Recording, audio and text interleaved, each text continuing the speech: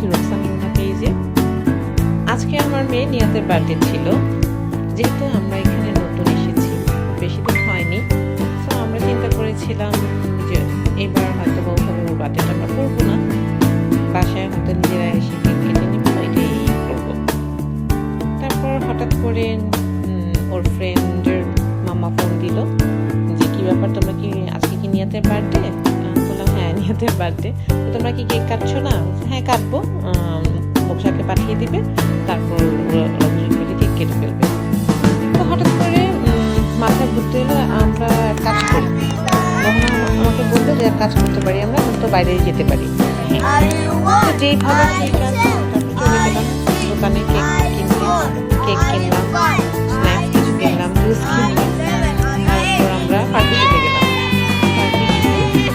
তারপর ফ্রেন্ডরা আসলো, ফ্রেন্ডের মামারা আসলো, তো সবাই মিলে বসে আমরা চিন্তা করলাম যে ওখানে আমরা ওর বার্থডেটা সেলিব্রেট করবো।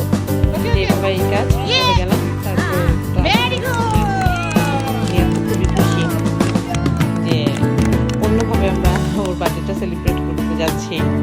তারপর ও কেক কাটলো ওর ফ্রেন্ডদের সাথে, ফ্রেন্ডরা মিলে ওকে খাইয়ে দিল, ও খাইয়ে দিল, ওর ফ্রেন্ডরা ওকে খাইয়ে দিল। সব মিলিয়ে দেখা যাচ্ছে যে দিনটা অনেক ভালোই গিয়েছিল।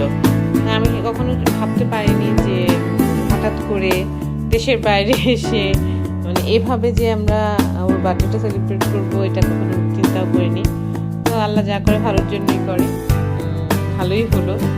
অন্যভাবে আমরা পালন করলাম, আমাদেরও খুব ভালো লাগলো। এখানে আসলে এটাই মজা যে আমরা ইচ্ছা করলে বাইরে পার্কে চলে যেতে পারি, পার্কে বসে আমরা সেলিব্রেট করতে পারি। এখানে এটার মজাটাই অন্যরকম, যেটা কিনা আমাদের দেশে হয়তো হতো না।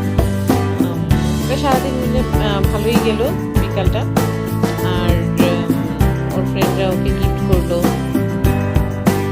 গিফট পেয়ে অনেক খুশি হলো। আমরা সব ফ্রেন্ডের মারা আমরা মিলে সবাই মানে খুব মজা করলাম, চিটচ্যাট করলাম, ওরা খেলা করলো। প্রতিদিনই আমরা যাই পার্কে ঘুরতে, কিন্তু আজকের দিনটা অন্যরকম ছিল ওর কাছে, আমার মেয়ের কাছে। তো সবাই দোয়া করবেন আমার মেয়ের জন্য।